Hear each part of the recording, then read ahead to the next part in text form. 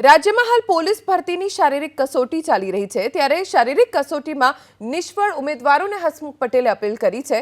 તેમણે સોશિયલ મીડિયામાં પોસ્ટ કરીને લખ્યું કે કોઈ પણ નિષ્ફળતા કાયમી નથી હોતી। ઘણીવાર તો નિષ્ફળતાના કારણે આપણે જેના માટે પ્રયત્ન કરી રહ્યા હોય તેનાથી વધુ સારી તક માટેના દરવાજા ખુલી જાય છે। સાથે જ તેમણે લખ્યું કે પરીક્ષાની તાણ કે પરીક્ષામાં નિષ્ફળતાના કારણે નિરાશા કે ઉદાસીનતાનો અનુભવ થતો હોય એવા ઉમેદવારો જીવન આસ્થા હેલ્પલાઇનનો સંપર્ક કરે। જીવન આસ્થા હેલ્પલાઇન કે જે નિષ્ફળતા બાદ હતાશ થયેલા ઉમેદવારો માટે છે। કાઉન્સેલિંગ કરવામાં આવશે, તેમને રસ્તો સૂચવવામાં આવશે અને ક્યારે પણ તેઓ નિરાશ ન થાય એવા પ્રયત્ન આ હેલ્પલાઇન નંબર થકી કરવામાં આવશે। હસમુખ પટેલે ટ્વીટ કરીને ઉમેદવારોને અપીલ કરી છે એવા ઉમેદવાર કે જેમણે પોલીસ ભરતીમાં નિષ્ફળતા હાંસલ કરી છે।